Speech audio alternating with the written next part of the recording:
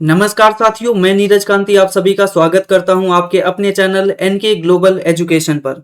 साथियों, आज है 15 जून 2026 और आज की डेट में हम द हिंदू इंडियन एक्सप्रेस में छपने वाले उन प्रमुख आर्टिकल्स को देखेंगे जो हमारे एग्जाम के पर्सपेक्टिव से जरूरी होंगे। साथियों, यहाँ पर इंडियन एक्सप्रेस और द हिंदू में ऐसे बहुत सारे आर्टिकल थे, उनको यहाँ पर इंक्लूड नहीं किया गया है क्योंकि यहाँ पर सिर्फ और सिर्फ इम्पोर्टेंट टॉपिक को ही आप यहाँ पर देखेंगे जो एग्जाम के रिगार्डिंग क्या है, ज़्यादा इम्पोर्टेंट है। ठीक है, तो यहाँ पर सबसे पहले अपना शुरुआत करते हैं पहले आर्टिकल की। तो यहाँ पर आप देख रहे हो मोदी जो है वो यूरोप की विजिट पर हैं और इस दौरान वो फ्रांस के जो लीडर हैं उनसे मिलते हैं और इस प्रकार से जो टेक है, इनोवेशन है और स्ट्रेटेजिक पार्टनरशिप है, उसके बीच में बहुत सारे समझौते हमें देखने को मिलते हैं।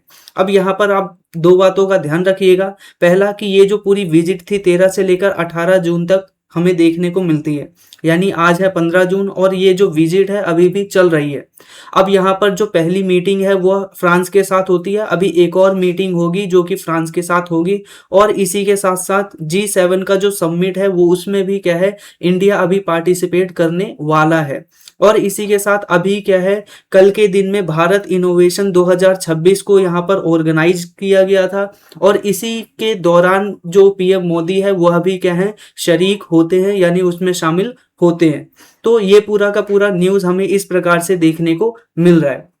ये होगी पहला न्यूज़। इसी के साथ जो हमारा दूसरा प्रमुख आर्टिकल होगा वो आप यहाँ पर देख सकते हो। इंडिया और चाइना आज के समय में एक स्पेसिफिक टॉपिक को लेकर क्या है, जॉइंटली आगे बढ़ रहे हैं, यानी जॉइंटली यूनेस्को के अंदर जो हुएन सांग है उसके जो ट्रेवल रिकॉर्ड्स हैं उन सभी को एक प्रकार से अपना जो रिकॉर्ड है उसके अंदर शामिल करने की बात कर रहे हैं। यानी आप सभी जानते होंगे कि इंडिया के अंदर बेसिकली एंशियंट इंडिया के अंदर 7th सेंचुरी में हुएन सांग, अब यहाँ पर बार बार मैं हुएन बोल रहा हूँ और यहाँ पर एक्स जो है यहाँ पर इसको हा पढ़ा जाता है या एच पढ़ा जाता है, ठीक है, इस वजह से। तो हुएन सांग 7th सेंचुरी में आता है, वो भारत के अंदर से बहुत सारे बुद्धिस्ट डॉक्यूमेंट को लेकर चाइना में जाता है और चाइना आज के समय में वो स्टोर करके रखता है और उसको यूनेस्को की जो टेंजिबल हेरिटेज है उसके अंदर उसको शामिल करना चाहता है और इसमें इंडिया की इन्वॉल्वमेंट बहुत ज़रूरी हो जाती है क्योंकि यह जो ओरिजिनल सोर्स है वो इंडिया का है। इंडिया के जो बेसिकली हर्षवर्धन डायनेस्टी है उसके बारे में बताता है, सेंट्रल इंडिया के बारे में बताता है, नालंदा विश्वविद्यालय के बारे में जो ह्यूएन सांग है अपनी किताब के अंदर बताते हैं। तो यहाँ पर ये पूरा डिबेट मिल रहा है कि इसका जो ओरिजिनल क्रेडिट है किसको मिलना चाहिए। तो यहाँ पर हम दोनों ने डिसाइड किया है कि हम क्या करें, दोनों मिलकर इसको क्या है यूनेस्को की टेंजिबल हेरिटेज के अंदर शामिल करवाएं।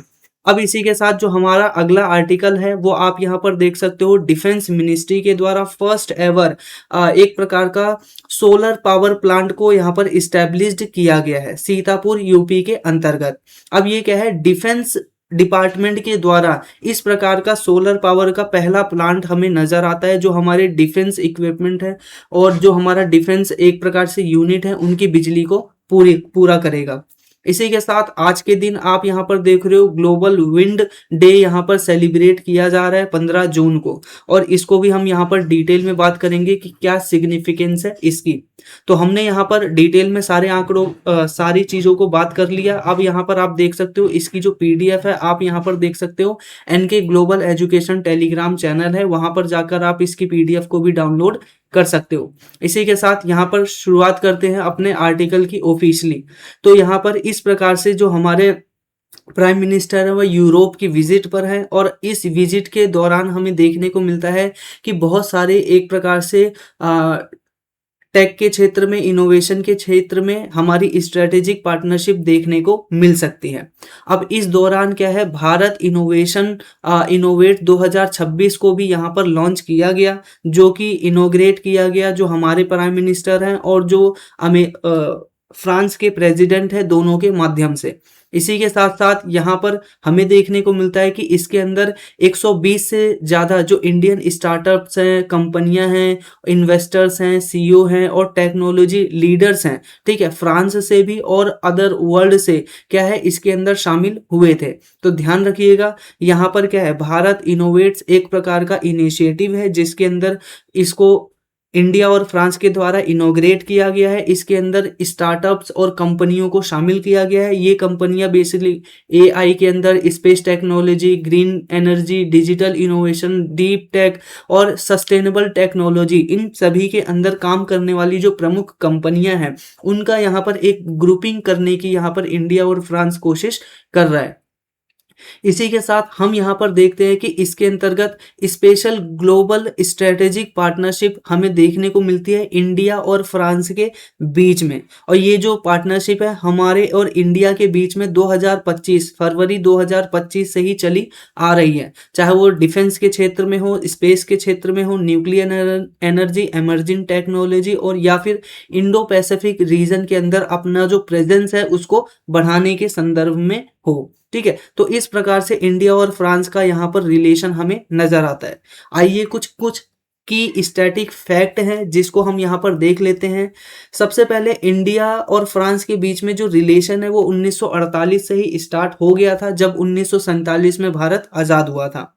फिर उसके बाद अगर हम स्ट्रेटेजिक पार्टनरशिप के संदर्भ में बात करें तो 1998 में जब इंडिया ने अपना मार्केट ओपन कर दिया, ठीक है, तो यहाँ पर दोनों के बीच में पार्टनरशिप स्टार्ट हुई।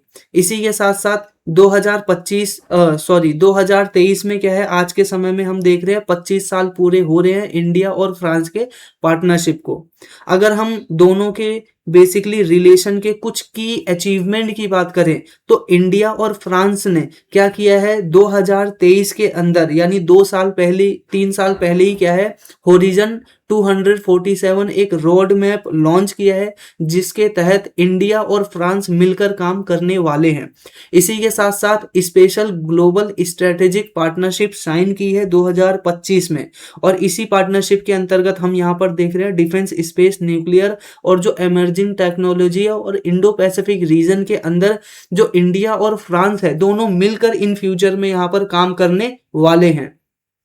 इसी के साथ अब हम बात करते हैं जो इंडिया और फ्रांस का डिफेंस कोऑपरेशन किस प्रकार का है। तो इंडिया बेसिकली जो फ्रांस है उससे बहुत सारे अपने जो डिफेंस इक्विपमेंट है वो खरीदता हुआ नजर आता है। जैसे कि आप रफाल के बारे में जानते होगे, जो कि 4th जनरेशन का एक क्या है, मल्टी रोल फाइटर जेट है। अब ये इंडिया ने फ्रांस से ही खरीदा हुआ है। इसी के साथ साथ यहाँ पर प्रोजेक्ट 75 के तहत हमने स्कॉर्पियन सबमरीन खरीदी है, जो कि क्या बोलते हैं यहाँ पर फ्रांस से हमें नजर आती है। और इसी के साथ साथ फ्रांस ने इसका टेक्नोलॉजी जो ट्रांसफर है उसकी भी यहाँ पर बात की है। इसी के साथ इंडिया और फ्रांस मिलकर क्या है, शक्ति हेलीकॉप्टर इंजन को यहाँ पर क्या कर रहे हैं, डिलीवर कर रहे हैं। यानी जो एक प्रकार से इंडिया का हाल यानी हिंदुस्तान एरोनॉटिक्स लिमिटेड है, और इसी के साथ सैफ्रॉन जो कि बेसिकली क्या है, फ्रांस की एक कंपनी है, दोनों मिलकर क्या कर रहे हैं, शक्ति हेलीकॉप्टर का जो इंजन है वो तैयार कर रहे हैं। ठीक है, तो इस प्रकार से इंडिया और एक प्रकार से फ्रांस के बीच में डिफेंस का कोऑपरेशन हमें इस प्रकार से देखने को मिलता है। अब हम बात करते हैं स्पेस की। तो स्पेस में भी हमारा जो कोऑपरेशन है वो लगातार बढ़ता चला जा रहा है। कुछ प्राइवेट कंपनियां इंडिया के इसरो से क्या कर रही हैं, यहाँ पर अपने जो मिसाइल्स हैं उनको लॉन्च कर रही हैं, और इसी के साथ फ्रांस की जो एक प्रकार की स्पेस एजेंसी है वो भी क्या है, इंडिया के इसरो के साथ अपना जो कनेक्शन है वो बना रही है।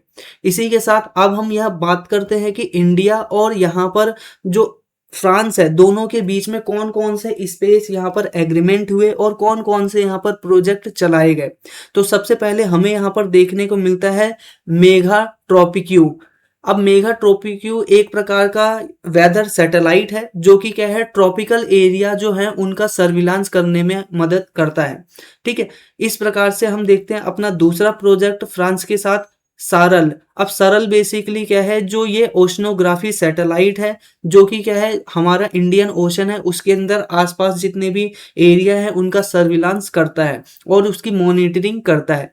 इसी के साथ गगनयान के अंदर भी जो फ्रांस का सहयोग है वो हमें देखने को मिलता है। क्यों? क्योंकि जो हमारे एस्ट्रोनॉट हैं उनको बेसिकली ट्रेनिंग प्रोवाइड कराने का, स्पेस मेडिसिन प्रोवाइड कराने का, ये सारा काम क्या है, फ्रांस से हमें देखने को मिलता है। फ्रांस इसमें सपोर्ट कर रहा है इंडिया का।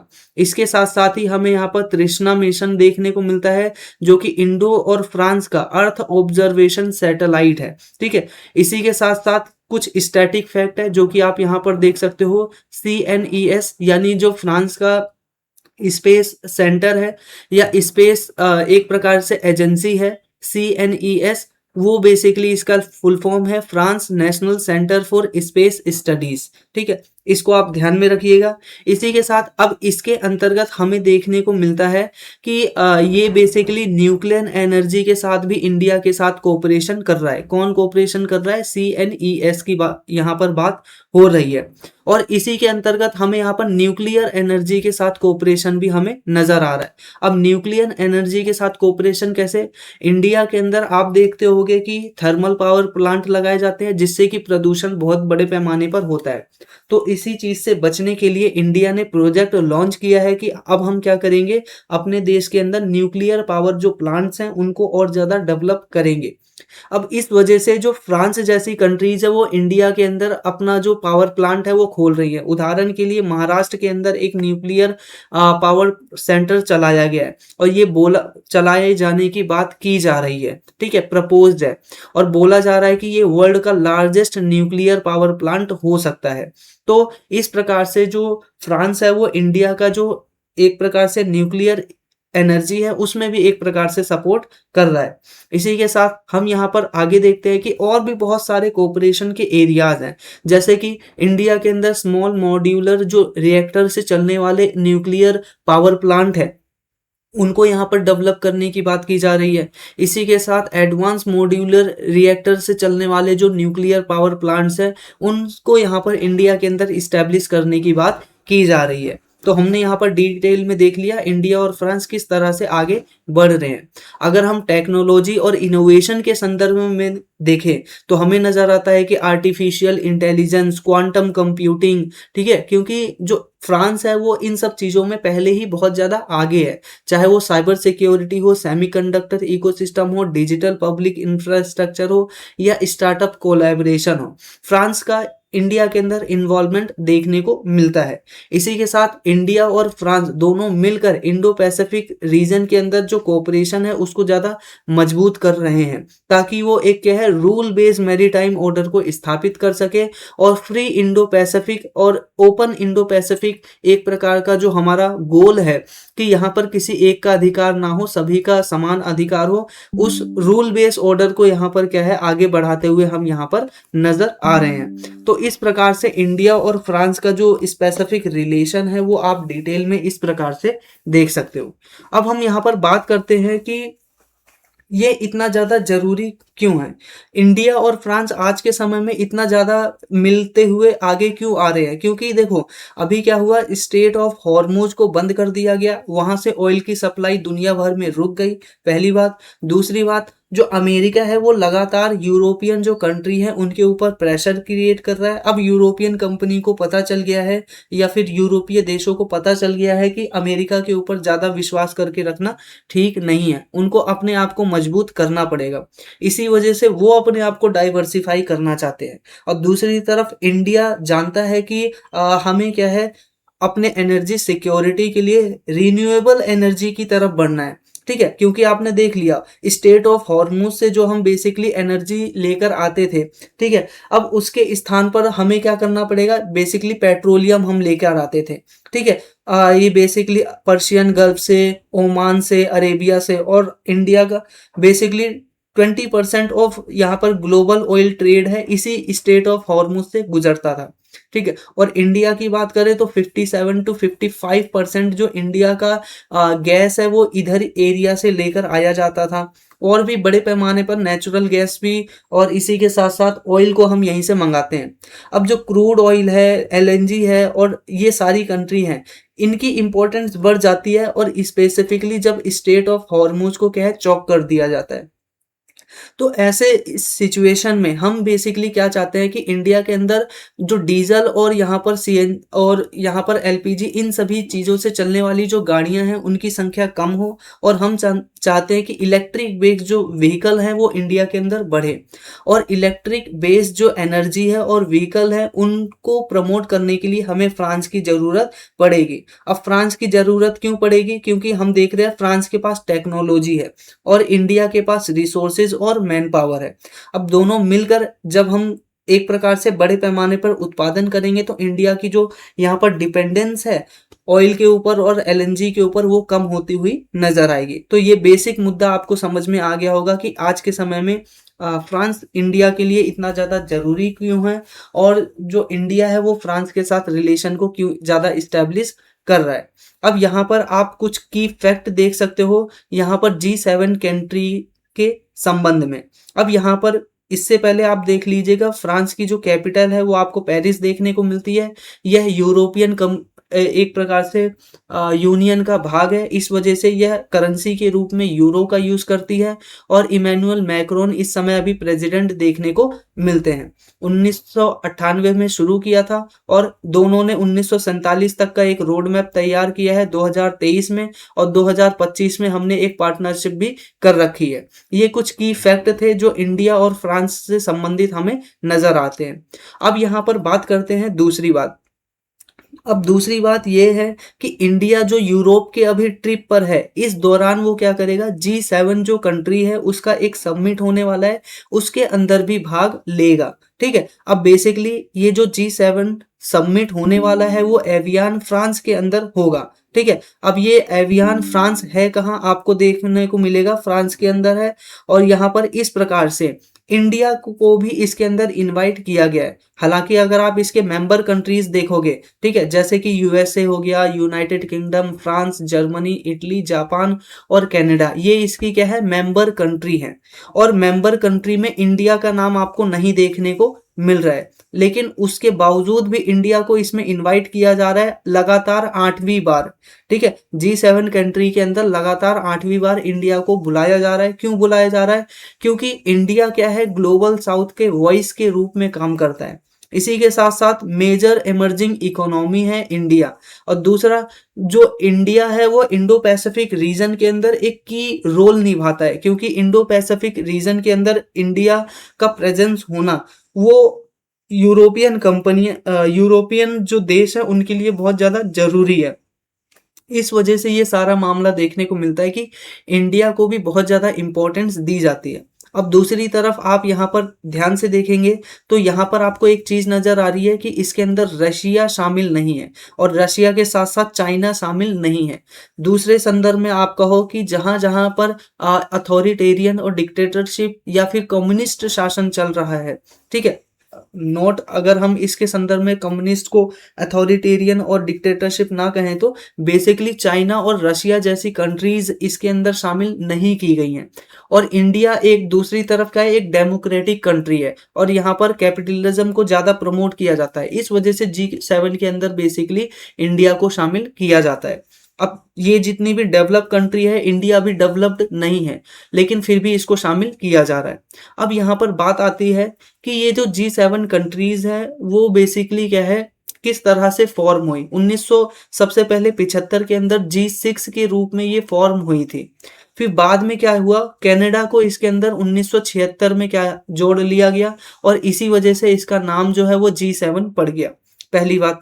दूसरी बात आपको यहाँ पर नजर आएगी कि बाद में इसको रशिया को भी इसके अंदर जोड़ लिया गया था 1998 में, लेकिन रशिया इससे बाहर हो गया G7 से, यानी उस समय G8 बन गया था। तो दोबारा जब रशिया इसको बाहर हुआ 2014 में, तो दोबारा से ये G7 बन गया। तो इस प्रकार से हमें ये कंट्री का फॉर्मेशन, इस प्रकार से स्ट्रक्चर देखने को मिलता है। ठीक है, तो हमने यहाँ पर देखा। अब बात करते हैं कि इंडिया के लिए फ्रांस इतना ज़्यादा इम्पोर्टेंट क्यों है। नॉर्मल सी बात है, जो फ्रांस है वो इंडिया का सहायता करता है, और या फिर एक प्रकार से वकायत करता है किस चीज़ में, कि इंडिया को भी यूएनएससी के अंदर, यूनाइटेड नेशन सिक्योरिटी काउंसिल के अंदर परमानेंट मेंबरशिप मिलनी चाहिए। ठीक है, जिसमें इंडिया को क्या है वीटो पावर भी मिलना चाहिए, इस प्रकार की बात क्या है फ्रांस हमेशा करता है। दूसरी तरफ फ्रांस और इंडिया दोनों टेररिज्म को काउंटर करने के लिए कोऑपरेशन के लिए प्रतिबद्ध हैं। इंडो पैसिफिक रीजन के अंदर दोनों सिक्योरिटी चाहते हैं। न्यूक्लियर एनर्जी और कोऑपरेशन के अंदर हम अपना स्थान आगे बढ़ा रहे हैं, और डिफेंस टेक्नोलॉजी ट्रांसफर के अंदर इंडिया और फ्रांस का अच्छा स्थान हमें देखने को मिल रहा है। तो इस प्रकार से इंडिया और फ्रांस का जो रिलेशन है वो काफी ज्यादा महत्वपूर्ण हो जाता है हमारे एग्जाम के पर्सपेक्टिव से।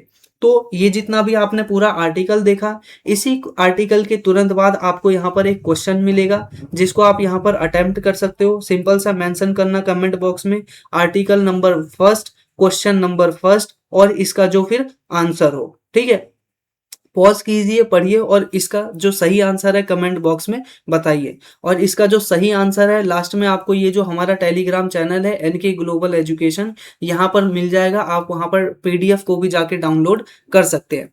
इसी के साथ फ्रांस और इंडिया के रिलेशन से संबंधित कुछ की फैक्ट हैं, इसको आप यहाँ पर देख सकते हो। इस प्रकार से लगभग मैंने सारी बातें यहाँ पर बता ही दी हैं, आप यहाँ पर इसको एक बार देख सकते हैं।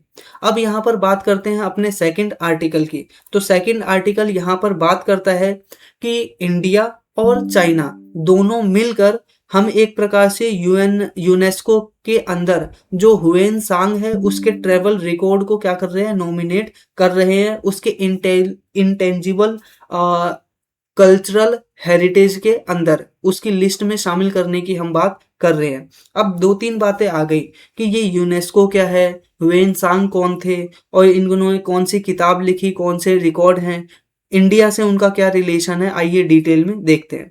तो सबसे पहले यहाँ पर बात आती है कि इंडिया और चाइना यूनेस्को के अंदर नॉमिनेट करने की बात कर रहे हैं the great Thang record of western region. ठीक है, ये आप नाम ध्यान रखिएगा, ये पर्टिकुलर वर्ड आपसे पूछा जा सकता है कि जो फाहियान है हुएन सांग है, जब वो भारत के अंदर आते हैं उनके जो रिकॉर्ड है उनको लिखा जाता है, और लिखने के बाद आज के समय उसको किस रूप में संकलित किया गया है, तो the great Thang record on the western region. ठीक है, अब वेस्टर्न रीजन इस वजह से बोल रहा है क्योंकि आप चाइना को देखोगे कुछ इस स्थान पर और इंडिया आपको नजर आएगा कुछ इस स्थान पर, तो चाइना के तो ये वेस्ट में आ गया ना, तो इस वजह से यहाँ पर इसको बोला जा रहा है वेस्टर्न रीजन की यहाँ पर बात की जा रही है। तो 7th सेंचुरी के अंदर बेसिकली यह एक फेमस बुद्धिस्ट ट्रेवलर थे, मोंग थे, हुएन सांग। ठीक है, जो कि भारत के अंदर आते हैं। यहाँ पर देखो मेंशन भी कर रखा है, यहाँ पर एक्स को यहाँ पर SH भी लिखा हुआ है। इसी के साथ साथ यहाँ पर मिनिस्ट्री ऑफ एक्सटर्नल अफेयर्स के द्वारा ये जानकारी दी है कि दोनों मिलकर क्या है इसको नॉमिनेट करेंगे। ठीक है, अभी यहाँ पर चीजों की बात हो रही है, अभी नॉमिनेट नहीं किया है। इसी के साथ अब बात करते हैं हुएन सांग कौन थे, तो ये एक बुद्धिस्ट मोंग थे। तो ठीक है, इसी के साथ तांग डायनेस्टी के अंदर ये रहते थे, और फिर ये क्या करते हैं कि जो इंडिया है उसकी एक प्रकार से पिलग्रिम्स के रूप में आते हैं, यानी तीर्थ यात्रा के लिए आते हैं, और ये बेसिकली 629 से लेकर 645 तक भारत के अंदर रहते हैं। ठीक है, इस दौरान ये बेसिकली क्या करते हैं, सेंट्रल एशिया से अपनी जर्नी को पास करते हुए इंडिया के अंदर आते हैं, और यहाँ पर जो बुद्धिज्म है उसकी स्टडी करते हैं। इनका जो बेसिक ऑब्जेक्टिव था कि जो इंडिया है वहां से बहुत सारे जो बुद्धिस्ट स्क्रिप्चर्स हैं उनको कलेक्ट किया जाए, यानी बौद्ध धर्म की लिखी गई किताबें हैं उनको कलेक्ट किया जाए। और वहीं पर दूसरी तरफ इनका प्रमुख उद्देश्य था कि इंडिया के अंदर उस समय एक रिनाउंड यूनिवर्सिटी हुआ करती थी जिसका नाम था नालंदा। उस नालंदा यूनिवर्सिटी में ये एडमिशन लेना चाहते थे और वहां पर ये पढ़ना चाहते थे। दूसरा क्या है कि यह जो इंडिया बेसिकली क्या है, चाइना के अंदर भी बुद्धिज्म का बहुत बड़े पैमाने पर इस समय तक स्प्रेड हो चुका था, विस्तार हो चुका था, लेकिन हमें देखने को मिलता है कि बुद्धिज्म के अंदर बहुत सारे अलग अलग सिद्धांत इमर्ज कर रहे थे। कुछ स्थानों पर अलग नियम थे, कुछ स्थानों पर अलग नियम थे। तो वो चाहते थे कि इंडिया जाया जाए और इंडिया जाकर जो महात्मा बुद्ध की लिखी गई किताबें हैं उनको ओरिजिनली स्टडी किया जाए, ताकि उनके द्वारा जो बनाए गए नियम थे या फिर उनकी जो शिक्षाएं थी उनको सही ढंग से क्या कर सके, हम संकलित कर सकें। तो बेसिकली जो डॉक्ट्रिन यानी सिद्धांतों के आधार पर डिफरेंस था बुद्धिज्म के अंदर, उन सभी डिफरेंसेस को रिजॉल्व करना इनका प्रमुख उद्देश्य था। ठीक है, अब यहाँ पर जब वो भारत के अंदर आते हैं तो बेसिकली क्या है, अपना एक ट्रेवल अकाउंट लिखते हैं। ठीक है, और यह जो ट्रेवल अकाउंट है वो इंडिया की पॉलिटिक्स के अंदर, ज्योग्राफी के बारे में, सोसाइटी, इकोनॉमी, रिलीजियन और भी एजुकेशनल इंस्टीट्यूशन, इन सभी के बारे में डिटेल में बताता है। अब नॉर्मल सी बात है, भारत के अंदर आए हैं तो भारत के बारे में कुछ ना कुछ तो बताएंगे ही। और इस तरह पे हमें देखने को मिलता है कि इनके द्वारा लिखा गया जो वृत्तांत है या फिर बेसिकली वर्क है, राइटिंग है, बुक है, वो क्या है, सेंट्रल एशिया और स्पेसिफिकली इंडिया के लिए बहुत ही ज़्यादा इम्पोर्टेंट हो जाता है। क्यों? क्योंकि इंडिया के ये हिस्टोरिकल एक प्रकार से राइटिंग के लिए बहुत ही ज़्यादा इम्पोर्टेंट है, क्योंकि यहाँ पर क्या है, ये मोस्ट इम्पॉर्टेंट फॉरेन सोर्स हमें नजर आता है जो कि एंशिएंट इंडिया का एकदम ऑथेंटिक जानकारी हमें प्रदान करता है। ठीक है, और ये जो उस समय का हर्षवर्धन डायनेस्टी है या फिर वर्धन डायनेस्टी है उसके बारे में बताता है। इसी के साथ साथ ये कल्चर और जो पॉलिटिक्स उस समय इंडिया के अंदर थी 7th सेंचुरी के अंदर, उसको यहाँ पर डिटेल में बताता है। और यही नहीं, यह इंडिया के उस समय के एजुकेशन सिस्टम को बारे में बताता है कि उस समय नालंदा जैसा बड़ा विश्वविद्यालय हुआ करता था। ठीक है, बड़ा सा महाविहार हुआ करता। महाविहार का मतलब वह स्थान होता है जहां पर बुद्धिस्ट मोंग आकर रहते थे, ठहरते थे। तो नालंदा एक एजुकेशनल इंस्टीट्यूट था और महाविहार के रूप में इसको डेवलप किया गया था। ठीक है, जहां पर बहुत सारे बुद्धिस्ट मोंग ठहरते थे और वहां पर जो स्टूडेंट्स हैं उनको शिक्षा प्रदान की जाती थी। और ये जो ह्वेन सांग है वो बेसिकली बताते हैं कि जब वो आए थे तो इस समय नालंदा यूनिवर्सिटी के एक आचार्य थे जिनका नाम था शीलभद्र। तो इनका नाम ध्यान रखना है आपको कि जब ह्वेनसांग भारत के अंदर आता है तो उस समय नालंदा यूनिवर्सिटी के आचार्य कौन थे, तो शीलभद्र उस समय प्रोफेसर थे, आचार्य थे। ठीक है, इसी के साथ साथ हर्षवर्धन के राज्य दरबार के अंदर भी आते हैं और उनके राज्य के बारे में बताते हैं, किस तरह से वहां पर रिलीजियस असेंबली हुआ करती थी। उनकी जो कन्नौज के अंदर रिलीजियस असेंबली हुई थी उसको भी वो अटेंड करते हैं, और प्रयाग के अंदर भी जो रिलीजियस असेंबली हुई थी उसको भी बेसिकली जो ह्वेन सांग है वो अटेंड करते हैं। तो आप यहाँ पर देख लो, ये जब भारत के अंदर आ रहे हैं तो आंखों देखा जो असेंबली में हुआ था उसको क्या है, हूबहू यहाँ पर किताब के अंदर लिखते हैं, तो जिससे हमें इंडिया के बारे में पता चलता है। इसी के साथ साथ यहाँ पर क्या है, रीजन बहुत सारे विजिट करते हैं, जैसे कि कश्मीर के अंदर, पंजाब के अंदर, उत्तर प्रदेश, बिहार, बंगाल, उड़ीसा, आंध्र और तमिल, यानी कश्मीर से लेकर आप यहाँ पर तमिलनाडु तक आप पूरा एरिया देख रहे हो कि इन्होंने कवर किया था, यानी विजिट किया था। इसी यानी ये उसके बारे में लिखते हैं अपनी किताब के अंदर। इसी के साथ बात आती है कि यूनेस्को के इंटेंजिबल कल्चरल हेरिटेज के अंदर ये जो किताब है इसको अब यहाँ पर शामिल किए जाने की बात की जा रही है। ठीक है, तो यहाँ पर हमने डिटेल में देख लिया क्या मामला था। अब बात करते हैं कि ये इंटेंजिबल कल्चरल हेरिटेज आखिरकार होता क्या है। तो बेसिकली क्या है, इंटरनेशनल लेवल पर क्या होता है, दुनिया भर में जो पुरानी ट्रेडिशन है, रिचुअल्स हैं, नॉलेज सिस्टम है, ठीक है, ओरल ट्रेडिशन है, परफॉर्मिंग आर्ट है, कल्चरल प्रैक्टिसेस हैं, उनको जीवंत रखने के लिए या फिर उनको बेसिकली रेलेवेंस बनाए रखने के लिए आज की सोसाइटी में, या उनको प्रिजर्व करने के लिए क्या है, हम एक कैटेगरी बनाते हैं। ठीक है, उसके तहत इसको विशेष प्रकार का संरक्षण प्रदान किया जाता है। तो यहाँ पर ICH के अंदर इसको शामिल करके हम क्या कर रहे हैं कि इसको और ज़्यादा प्रिजर्व करके इंटरनेशनली इसको और ज़्यादा रिनाउंस करना चाहते हैं और भी ज़्यादा इसके नाम का विस्तार करना चाहते हैं। ठीक है, ये जो हमारे पास इंटेंजिबल कल्चरल हेरिटेज है ह्वेन सांग की किताब के रूप में। इसी के साथ साथ इसकी स्थापना 2003 में हुई थी।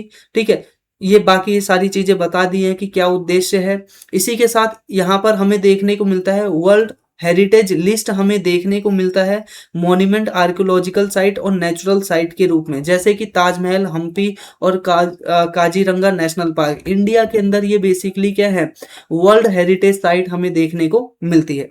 इसी के साथ साथ यहाँ पर हमें देखने को मिलता है इंटेंजिबल हेरिटेज लिस्ट। अब ये इंटेंजिबल मतलब ऐसी चीज जो कि क्या है, भौतिक अवस्था में ना हो, जैसे कि योगा, फिर इसके अलावा दुर्गा पूजा, फिर इसके अलावा गरबा और कुंभ मेला, ये क्या है, यूनेस्को की इंटेंजिबल हेरिटेज कल्चर के अंदर शामिल की गई हैं। इसी के साथ memory of the world register, ये बेसिकली एक ऐसा रजिस्टर है जिसके अंदर ऐसी बहुत सारी जो मैन्यूस्क्रिप्ट है, डॉक्यूमेंटेशन है, आर्काइव्स है, उन सभी को यहाँ पर इसके अंदर लिस्ट किया जाता है। अब बेसिकली आप इंडिया के अंदर देखोगे तो बहुत सारे रिकॉर्ड को अभी अभी इसके अंदर शामिल किया गया है। ठीक है, तो अब हम यहाँ पर बात करते हैं अपने नेक्स्ट पोर्शन की कि इंडिया और चाइना का रिलेशन किस प्रकार का था।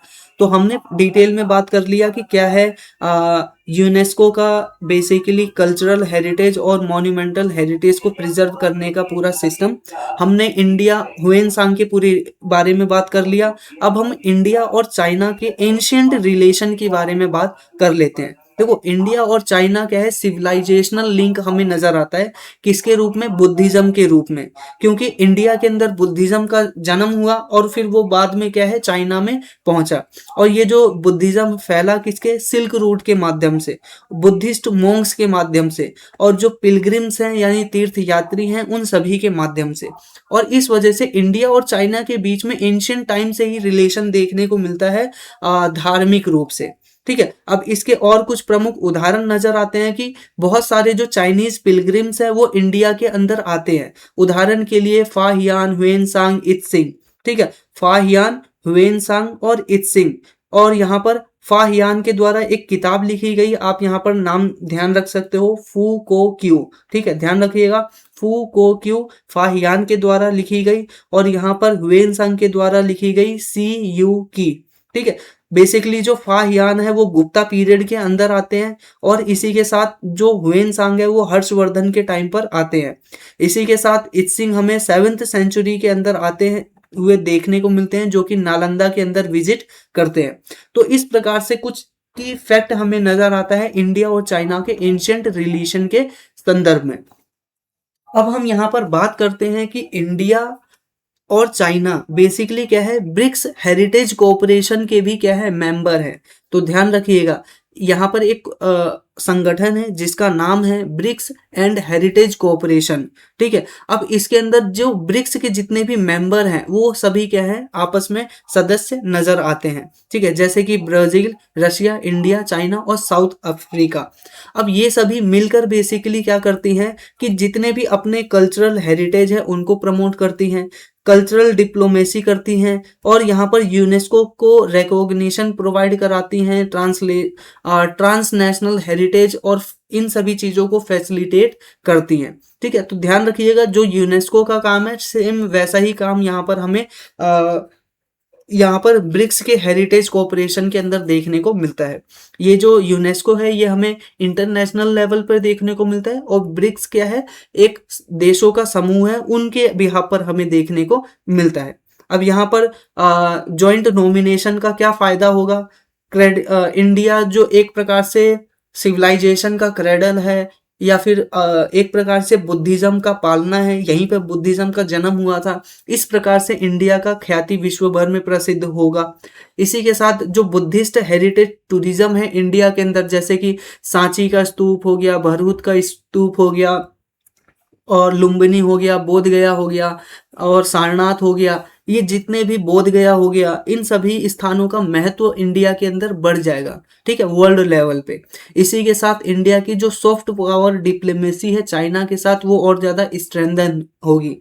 इसी के साथ कल्चरल और हेरिटेज रिकॉर्ड है वो इंडिया के अंदर और ज़्यादा प्रिजर्व होते हुए नजर आएंगे, और इसी के साथ जो लेगेसी है ह्यूएनसांग की उसको यहाँ पर प्रिजर्व हम कर पाएंगे। और इसी के साथ पीपल टू पीपल जो टाई है, संबंध है, वो और ज़्यादा मजबूत होंगे। इसी के साथ एशियन सिविलाइजेशन जो शेयर्ड हेरिटेज है उसका प्रमोशन होगा और कल्चरल कोऑपरेशन हमें नजर आएगा इंडिया और चाइना के बीच में। इसके बावजूद भी कि हमारे देशों के बीच में आज बड़े पैमाने पर हमें क्या है, डिफरेंसेस नजर यहाँ पर हमें नजर आती हैं। ठीक है, तो ये जो पूरा आर्टिकल था, इस पूरे आर्टिकल से रिगार्डिंग एक क्वेश्चन है। ठीक है, अभी अभी हमने पूरा आर्टिकल पढ़ा है। ठीक है, तो सिंपल सा कमेंट बॉक्स ओपन करना है, आपको यहाँ पर लिखना है आर्टिकल नंबर 2 क्वेश्चन नंबर 2 और इसका जो फिर आंसर होगा वो मेंशन कर देना है। ठीक है, ABCD कौन सा आंसर सही है ये आप यहाँ पर बता सकते हो। इसका करेक्ट ऑप्शन आपको यहाँ पर NK global education telegram channel पे मिल जाएगा। इसी के साथ वापस आते हैं अपने नेक्स्ट आर्टिकल की तरफ। तो साथियों यहाँ पर आप देख रहे हो कि जो हमारे डिफेंस मिनिस्टर है, अब डिफेंस मिनिस्ट्री के माध्यम से क्या किया गया है, सीतापुर जो कि यूपी के अंदर आता है, वहां पर एक बहुत बड़ा सोलर पावर प्रोजेक्ट को लॉन्च किया गया है। ठीक है, अब यहाँ पर इसका क्या सिग्निफिकेंस है, क्यों इसको लॉन्च किया जा रहा है, आइए डिटेल में देखते हैं। तो सबसे पहले क्या है, जो हमारे यूनियन डिफेंस मिनिस्टर है उन्होंने अप्रूव किया है 250 मेगावाट सोलर पावर प्रोजेक्ट की। ठीक है, जिसके अंदर बैटरी एनर्जी स्टोरेज सिस्टम को इंस्टॉल किया जाएगा। तो पहली बात आपको ध्यान रखनी है कि 250 मेगावाट का सोलर पावर प्रोजेक्ट यहाँ लॉन्च किया जा रहा है। और पावर प्रोजेक्ट लॉन्च करने के साथ साथ आप यहाँ पर देख सकते हो इसके अंदर इस प्रकार से बैटरी स्टोरेज सिस्टम भी तैयार किया जाएगा। ठीक है, सीतापुर यूपी के अंदर। अब बेसिकली क्या है कि इसको इस्टेब्लिश करने के लिए जो डिफेंस का अनयूज्ड लैंड है और सोलर उनका यूज किया जाएगा और लार्ज स्केल पर सोलर प्लस स्टोरेज प्रोजेक्ट को यहाँ पर हम डिफेंस के अंदर यहाँ पर इस प्रकार से देख सकते हैं। अब यहाँ पर बात की जाती है कि ये पूरा कुछ की फैक्ट है जो कि आप यहाँ पर देख सकते हो। अब बात यहाँ पर आती है कि ये जो integrated battery energy storage system है वो आखिरकार है क्या। सिंपल सी बात भाषा में बात करें तो बैटरी एनर्जी स्टोरेज सिस्टम क्या है, इसके नाम से ही पता चल रहा होगा आपको कि जो बैटरी के द्वारा जो एनर्जी प्रोड्यूस हो रही है उसको स्टोर करने का सिस्टम यहाँ पर हमें देखने को मिलेगा। ये सिंपल लैंग्वेज में हमें समझ में आ रही है। अब यहाँ पर बात आती है कि इम्प्लीमेंटेटिंग जो एजेंसी है वो कौन कौन सी यहाँ पर रहने वाली है। तो सबसे पहले हमें यहाँ पर ministry of defence, integrated headquarter of यहाँ पर मिनिस्ट्री ऑफ डिफेंस। ठीक है, यहाँ पर ध्यान रखिएगा आर्मी का जो हेडक्वार्टर है वो भी इसके अंदर शामिल है। इसी के साथ डायरेक्टरेट जनरल डिफेंस स्टेट इसके अंदर शामिल है। अब नॉर्मल सी बात है, डिफेंस देखो बहुत तरह से काम करती है। अब एक तरफ जहां पर डिफेंस के इक्विपमेंट लगे हों या डिफेंस का प्रोक्यूरमेंट करना हो या फिर डिफेंस के इक्विपमेंट प्रोक्यूरमेंट जिस स्थान पर लगाए गए हों या फिर जहां पर हमें डिफेंस ऑफिसर काम करते हैं वो सारे के सारे यूनिट क्या होती हैं, अलग अलग होती है। और यहाँ पर हम क्या देख रहे हैं कि सभी को इंटीग्रेट करके ये सारा सिस्टम लेकर आया जा रहा है। अब ये जो प्रोजेक्ट है इसका सिग्निफिकेंस क्या है, इसका महत्व क्या है। सबसे पहले नजर आता है कि ये इंडिया की जो नेशनल सिक्योरिटी है उसको एनहेंस करेगा, एनर्जी सिक्योरिटी है उसको एनहेंस करेगा, एक प्रकार से रिलायबल पावर सप्लाई को मजबूत करेगा, जो कि हमारे जो डिफेंस इस्टेब्लिशमेंट है जहां जहां हमने डिफेंस का एक प्रकार से सिस्टम बनाया है, तैनात किया है, वहां पर क्या है डिफेंस को और ज़्यादा मजबूत करने का काम ये करेगा।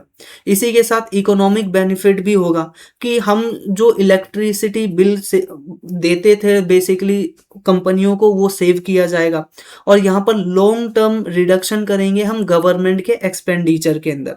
ठीक है, शुरुआत में तो ज़्यादा पैसा लगेगा लेकिन लॉन्ग टर्म क्या है इसका कॉस्ट कम हो जाएगा।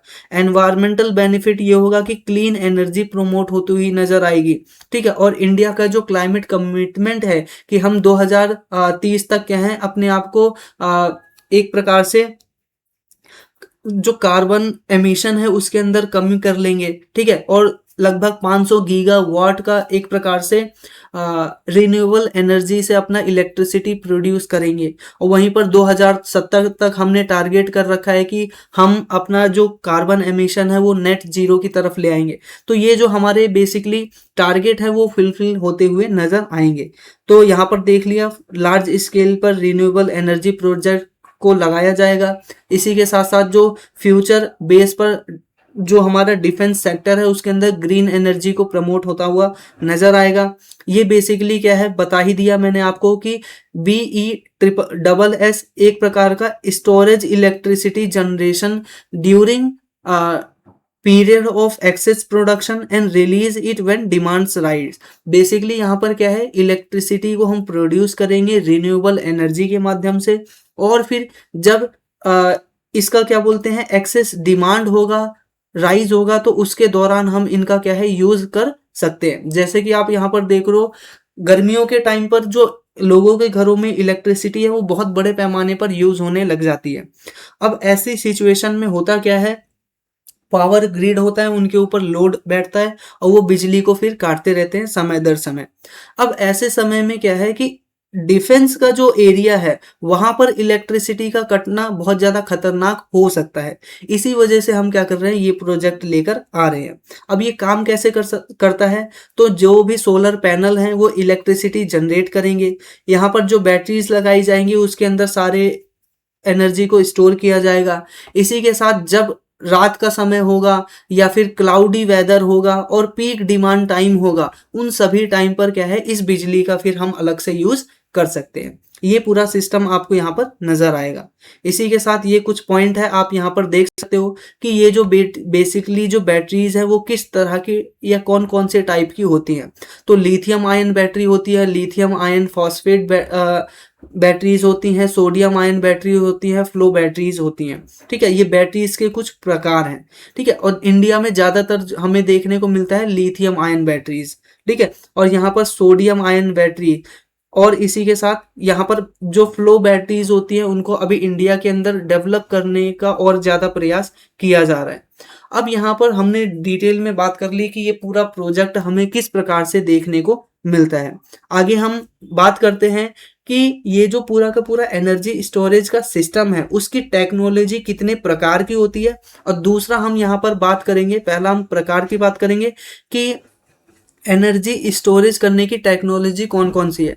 दूसरा हम बात करेंगे कि इंडिया के कौन से मिशन पहले से ही लॉन्च किए गए हैं एनर्जी की फील्ड में। तो पहला मेथड आप देख सकते हो पंप्ड हाइड्रो स्टोरेज की।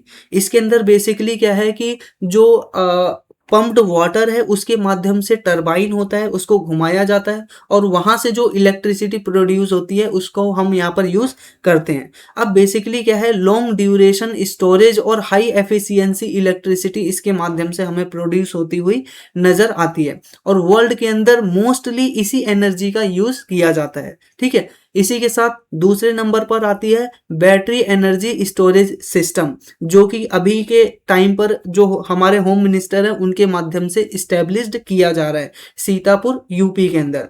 अब ये बेसिकली क्या है कि जो इलेक्ट्रिसिटी है वो केमिकली इसको क्या किया जाता है, प्रोड्यूस किया जाता है।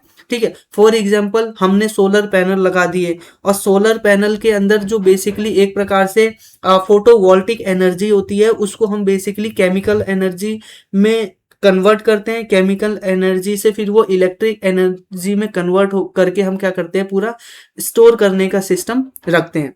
यहाँ पर क्या होता है कि इसका स्टोरेज के बाद क्या है यूज है वो बहुत ही ज्यादा क्विक हो जाता है, और यहाँ पर जो सोलर और विंड इंटीग्रेशन है वो हमें इसके अंदर देखने को मिलता है।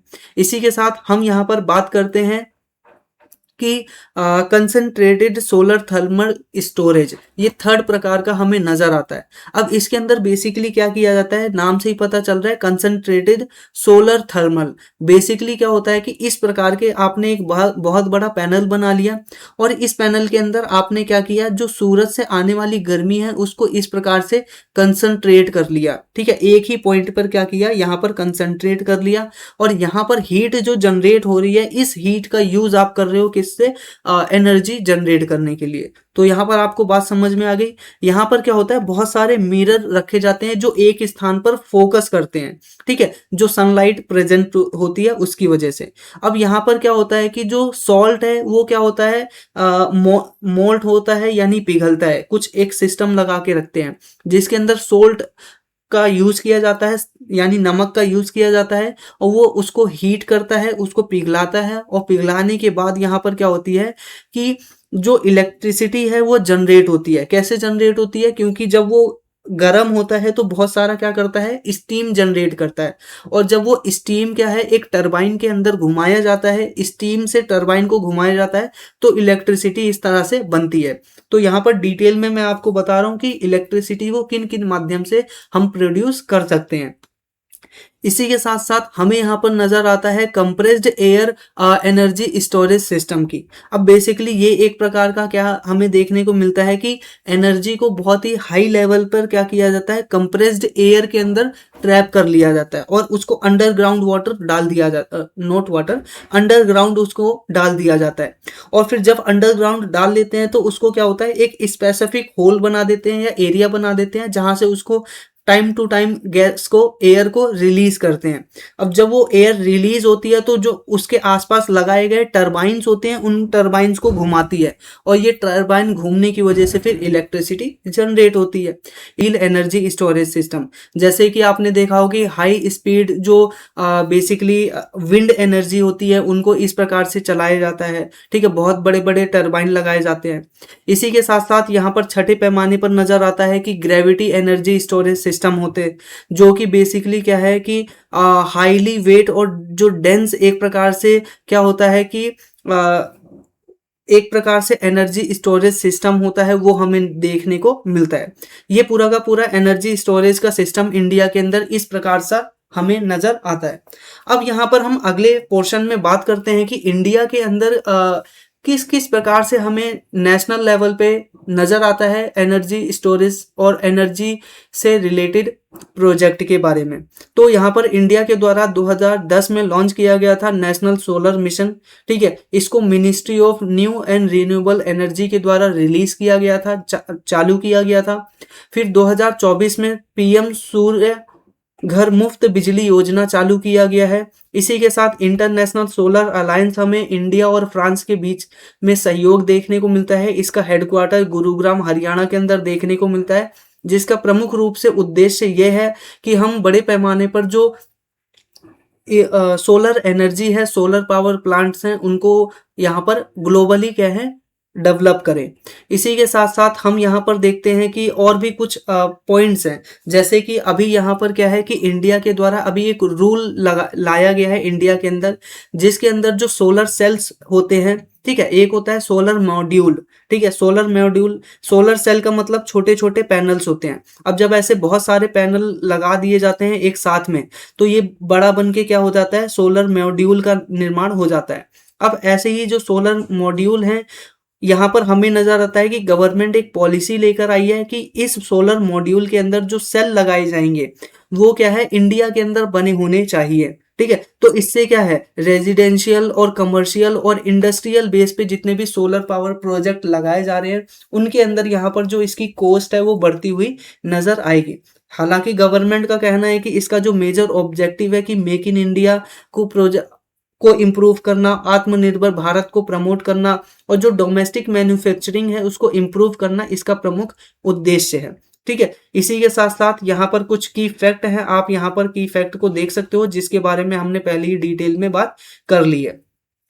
इसी के साथ साथियों हम यहाँ पर आगे देखते हैं अपना नेक्स्ट पोर्शन, एक क्वेश्चन जो कि इस आर्टिकल से संबंधित है। आर्टिकल नंबर 3 है, क्वेश्चन नंबर 3 है। इस प्रकार से आप यहाँ पर इसका जो आंसर है वो मेंशन कर सकते हो कि कौन सा आंसर यहाँ पर ठीक है। Option number A, B, C, D, यहाँ पर कौन सा ठीक है। ठीक है, इस प्रकार से हम यहाँ पर आगे बढ़ते हैं और अपने लास्ट आर्टिकल को देखते हैं। यहाँ पर आज ग्लोबल विंड डे सेलिब्रेट किया जा रहा है वर्ल्ड वाइड। अब यहाँ पर बेसिकली क्या है कि जो विंड एनर्जी है और सस्टेनेबल फ्यूचर है उसको यहाँ पर जागृति करने के लिए या लोगों को इससे अवेयर करने के लिए हम यहाँ पर इसको हर साल ऑब्जर्व करते हैं। अब यहाँ पर हर साल 15 जून को ये जो ग्लोबल विंड डे है उसको मनाया जाता है। इसके अंदर जो क्लीन एनर्जी है विंड के थ्रू प्रोड्यूस होने वाली, उसको क्या किया जाता है, प्रमोट किया जाता है। ठीक है, इसी के साथ साथ यहाँ पर हमें नजर आता है कि इसको लागू करने वाली प्रमुख एजेंसी हमें नजर आती है। पहली एजेंसी है ग्लोबल विंड एनर्जी काउंसिल और दूसरी तरफ विंड यूरोप। ठीक है, ये कंपनी है और एक प्रकार से काउंसिल है, दोनों मिलकर क्या है इसको क्या है लॉन्च करती हैं, ये बड़े लेवल पर इसको प्रमोट करती हैं। इसका प्रमुख रूप से ऑब्जेक्टिव यही है कि रिन्यूएबल एनर्जी को ज़्यादा प्रमोट करना और विंड से जनरेट जो पावर है उसको प्रमोट करना और सस्टेनेबल एनर्जी है उसको लोगों तक पहुंचाना। इसी के साथ इसको सबसे पहले 2007 में शुरू किया गया था यूरोपियन विंड एनर्जी एसोसिएशन के माध्यम से। लेकिन आगे क्या हुआ, 2009 के अंदर इसको ग्लोबल विंड एनर्जी काउंसिल के माध्यम से बेसिकली सपोर्ट किया जाने लग गया। इसी के साथ हम यहाँ पर बात करते हैं कि ये विंड एनर्जी आखिरकार होती क्या है जिसकी हम यहाँ पर बात कर रहे हैं। तो बेसिकली विंड एनर्जी के अंदर क्या होता है, जैसा कि आप यहाँ पर इमेज देख रहे हो, इस इमेज के अंदर आप देख रहे हो बड़ा सा पंखा है, यानी पेड़ से भी बड़े पंखे, ऐसे बहुत बड़े बड़े पंखे लगाए जाते हैं और यहाँ पर जब ये घूमते हैं तो एक प्रकार से यहाँ पर जो काइनेटिक एनर्जी है वो रिलीज होती है। ठीक है, अब यही जो काइनेटिक एनर्जी है इसको बाद में फिर क्या किया जाता है, यहाँ पर एक प्रकार से मशीन लगाई जाती है या फिर एक प्रकार से मोटर्स लगाए जाते हैं और ये इसी काइनेटिक एनर्जी को इलेक्ट्रिक एनर्जी में जनरेट कर देता है या फिर कन्वर्ट कर देता है। और इलेक्ट्रिक एनर्जी को इस प्रकार से यहाँ पर तार लगे होते हैं और फिर बाद में क्या होता है घरों तक इसको पहुंचा दिया जाता है। तो इस प्रकार से इलेक्ट्रिक एनर्जी को यहाँ पर क्या यहाँ पर क्या करता है कि काइनेटिक जो एनर्जी है उसको इलेक्ट्रिक एनर्जी में क्या करता है, कन्वर्ट करता है। ठीक है, इस विंड टरबाइन के माध्यम से।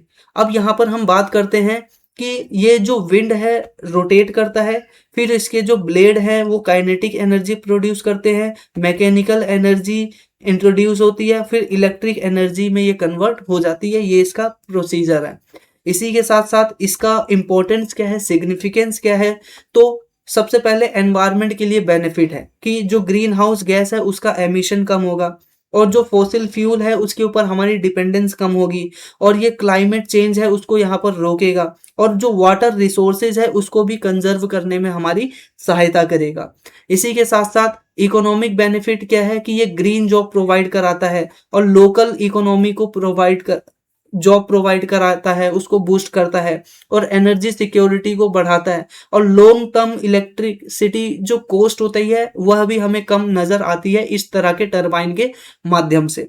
इसी तरह से ग्लोबल विंड एनर्जी सिनेरियो हमें यहाँ पर नजर आता है कि चाइना अगर देखें तो चाइना आज के समय में वर्ल्ड का लार्जेस्ट विंड टरबाइन पावर एक प्रकार से प्रोजेक्ट अपने पास रखता है। सबसे ज्यादा इलेक्ट्रिसिटी वही प्रोड्यूस करता है इस प्रकार के मेथड से। दूसरे नंबर पे हमें यूएसए, फिर जर्मनी, इंडिया और स्पेन यहाँ पर नजर आते हैं, यानी इंडिया का जो स्थान है वो हमें चौथे नंबर पर नजर आता है। ये कुछ की फैक्ट है आपको ध्यान में रखना है। इंडिया का पोजीशन क्या है, ये 4th पोजीशन, ये क्या हो रहा है,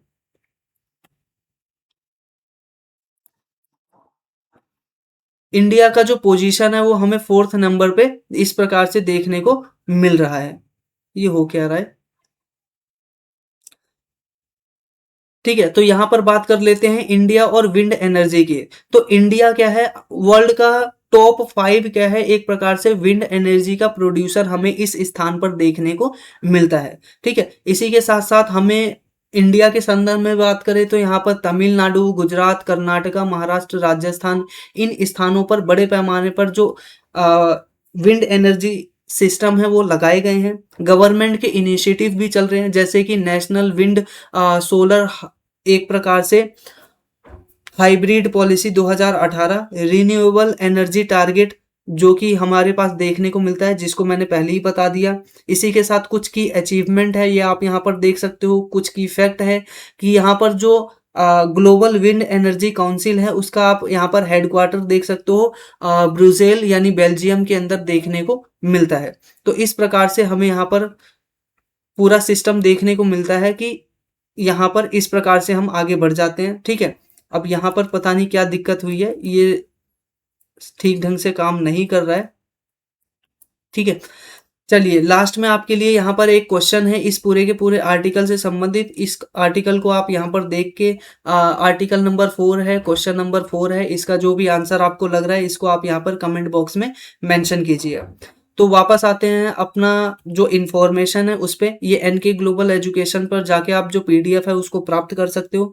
इसी के साथ साथ करंट अफेयर का वन स्टॉप सॉल्यूशन ज्वाइन करने के लिए 499 के एक ग्रुप को ज्वाइन कर सकते हो, जो कि आपको लाइफ टाइम करंट अफेयर, यहाँ पर आप अनलिमिटेड टाइम के लिए इस करंट अफेयर ग्रुप को ज्वाइन कर सकते हो, जिसमें आपको डेली, वीकली, मंथली और पूरे साल भर का करंट अफेयर बुकलेट पीडीएफ के फॉर्म में आपको प्राप्त प्रदान किया जाएगा। इस ग्रुप से ज्वाइन होने के लिए आप सिंपल सा जो व्हाट्सएप नंबर दिया गया है इसके ऊपर मैसेज कर सकते हो। तो मुझे उम्मीद है आपको यह जो वीडियो है वो जरूर पसंद आई होगी। वीडियो पसंद आई हो तो वीडियो को लाइक कर लीजिएगा, चैनल को सब्सक्राइब कर लीजिए।